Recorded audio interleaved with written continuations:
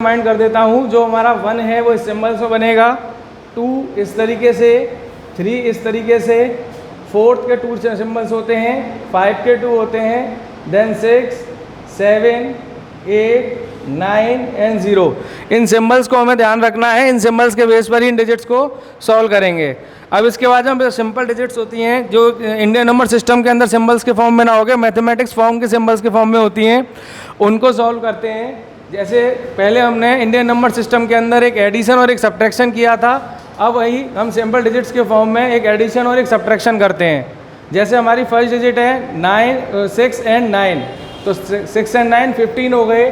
तो इसी प्रोसेस के तरह 1 फॉर्म ऊपर आ गए हमारे, 9 और 5 14 और 1 15, देन अगेन एंड 8 और 3 11 और 1 12, देन एंड 7 और 2 9 और 1 10।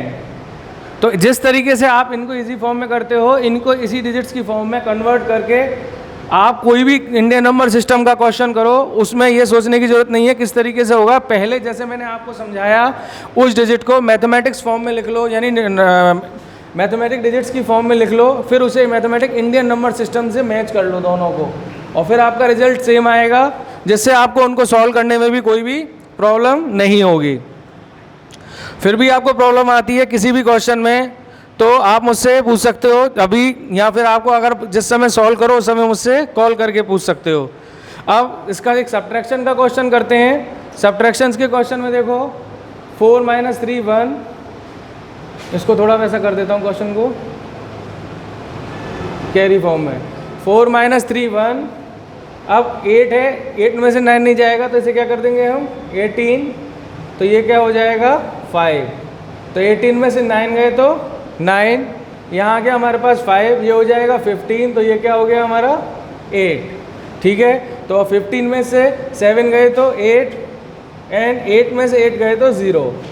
केवल एक 0 ऐसा सिंबल है जो इंडियन नंबर सिस्टम और बेसिक मैथमेटिक्स सिंबल्स का सेम है। देखो जैसे यहाँ 0 है और ये 0 है, इन दोनों के सिंबल सेम है, बाकी सारे सिंबल्स आपको डिफरेंट्स हैं। और आपको ये नहीं है कि अगर कहीं पर 0 दे रखा है तो उसको पुट करने की ज़रूरत नहीं है।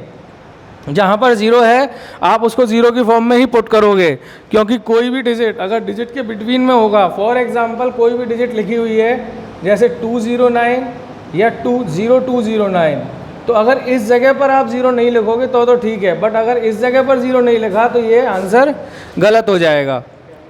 ठीक है, अब इन डिजिट्स के फॉर्म में आपको जिस तरीके से ये एडिशन और सब्ट्रैक्शन मैंने बताए हैं, आपकी बुक के अंदर एक्सरसाइज की फॉर्म में क्वेश्चंस दे रखे हैं। बुक्स आप सब लोगों के पास है, तो आपको ये जो क्वेश्चन नंबर 12 तक हमने पहले किए थे, 13 के जितने भी क्वेश्चंस हैं आपको मुझे कंप्लीट सबमिट करने हैं। और जिनने पहले वाला जो क्वेश्चंस हैं, यानी कि 12 तक जो क्वेश्चंस हैं, उनका भी वर्क मेरे पास नहीं आया है। फॉर एग्जांपल जैसे कि जो भी स्टूडेंट्स हैं जो वर्क रेगुलर सबमिट करते हैं वो तो गुड है, बट जो नहीं कर रहे हैं उनको इन वर्क को सबमिट करना है। और अब इन क्वेश्चंस के अंदर, इन सिंबल्स के अंदर या एडिशन एंड सब्ट्रैक्शन के अंदर कोई भी डाउट हो तो मुझसे पूछ सकते हो।